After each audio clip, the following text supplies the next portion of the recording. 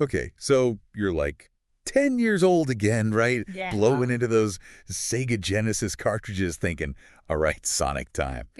But instead of, sunny skies, green hills, golden rings, it's like, bam, dark, gritty city under the fist of a robotic dictator. Yeah. That's Sonic SatAM for ya, which we are diving deep into for this episode. Yeah. Celebrating its 31st anniversary. We've got some excerpts here about the show's history, themes, all that good stuff. Really why it still resonates with fans after all these years. But I think the biggest thing for me is always how SatAM went there. Yeah. Like full-on dystopia for a character, let's be honest. Known for his carefree attitude. It's true. Yeah, and I think it's fascinating to think about like what was going on in animation at that time, that this is where they went with it. Totally. It's like imagine being in that writer's room. Yeah. Pitching that to executives like, we're going to take the fastest thing alive and throw them into a world where there's pollution everywhere and like freedom fighters are the only hope. Right. But it worked. And speaking of, can we talk about how SatAM was like one sidekick?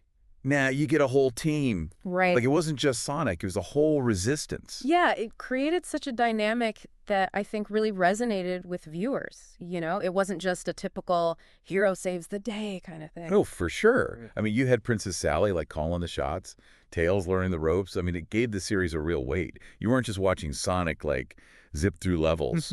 You're watching a whole movement fighting for their lives. Yeah, and fights they did, Yeah. especially in that two-part finale, the Doomsday Project. Oh, man. Doomsday Project.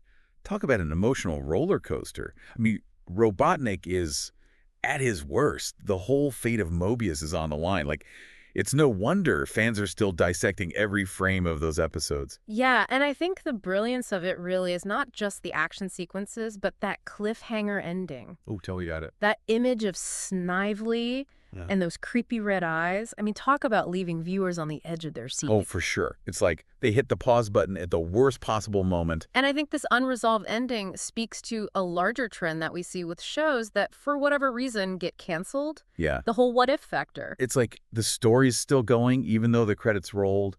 Like fans making theories, coming up with their own endings. It's almost like not knowing makes their imagination work even more. Totally. And SatAM is like the prime example. Even though it got canceled, it still has fans campaigning, like bring it back. Oh, yeah. Still discussions, what if scenarios. All the time. And speaking of what if, have you noticed how SatAM uses these episodes to really dive into some pretty complex themes? Oh, absolutely. Even with time travel. Oh, 100%. Like Blast to the Past, Yes. classic time travel trope. But the way they handle it, the weight of their choices, Yeah. it really makes you think. Yeah. Time travel, especially in a show like this, really provides this unique way to explore consequences and the complexities of choice. Like, it's no surprise that Blast to the Past is still a fan favorite. Oh, yeah, absolutely. Yeah. But I got to say, it's heartbreaking, Right. Like seeing how things went down, knowing they can't change everything. Right. It taps into that universal human experience, regret. I mean, who hasn't wished they could go back and change something? Oh, yeah. And I think what's so great about SatAM is they don't shy away from these complex emotions, even with a younger audience. And that's what makes it so much more than just a kid's show, right? Right. I mean, you got your action, you got your adventure, but it gets kind of real. Yeah. Speaking of which, let's talk about Cry of the Wolf for a second. Okay. The introduction of the wolf pack, showing another group resisting Robotnik, it really expanded that fight for freedom beyond anything we'd seen before. Look at realizing you're part of something bigger. Exactly. Like, you're not alone. There's always someone else fighting the good fight. And these are seasoned warriors, right? They're survivors of Robotnik, and they're joining forces with Sonic and the freedom fighters. Like, it shows the rebellion can come from anywhere. And it's often, like, the people who've been through it who are willing to fight the hardest. 100%. And it speaks to that recurring theme of resistance against oppressive forces. Oh, yeah. Which is a theme that goes way beyond Mobius. Oh, yeah. It's like you see it in history, current events. People standing up for what they believe in, even when the odds are totally stacked against them. Right. It's powerful.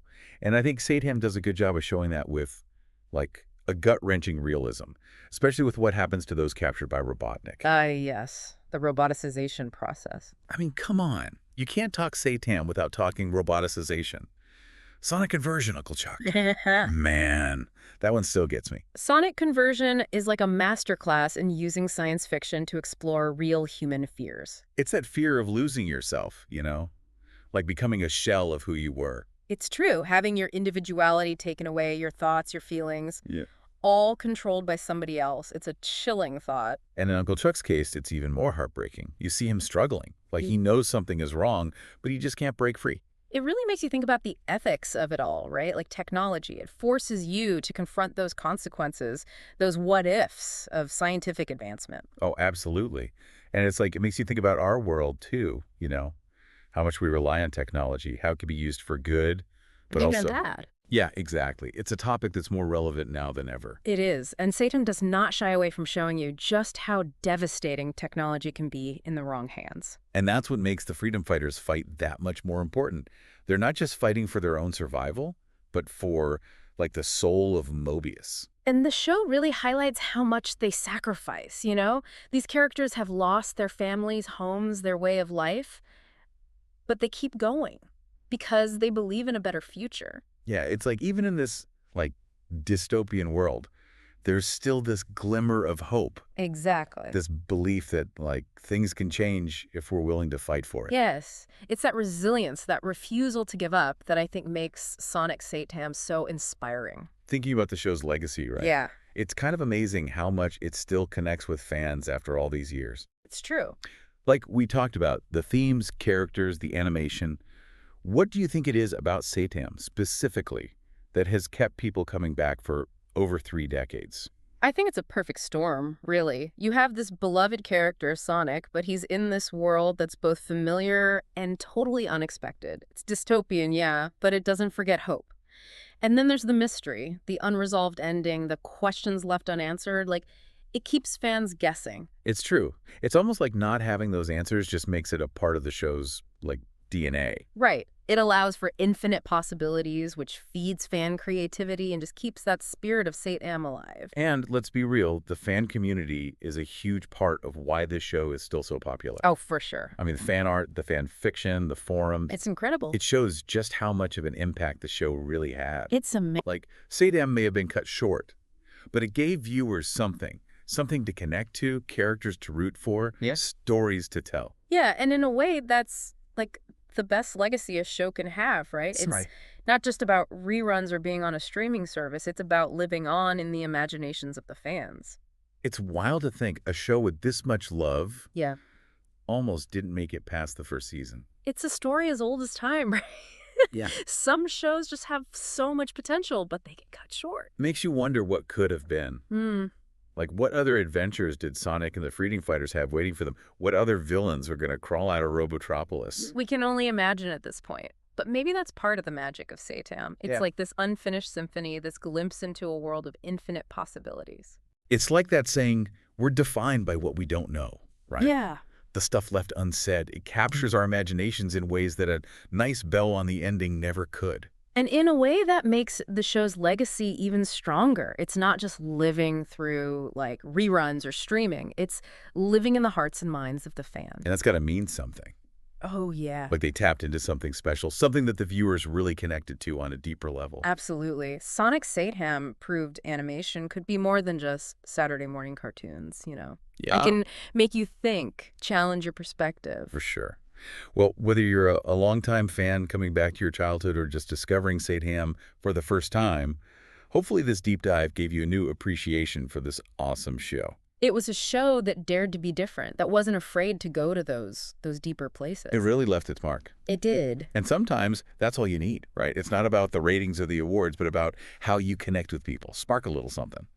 And SatAM did that. And on that note, we'll catch you in the next deep dive.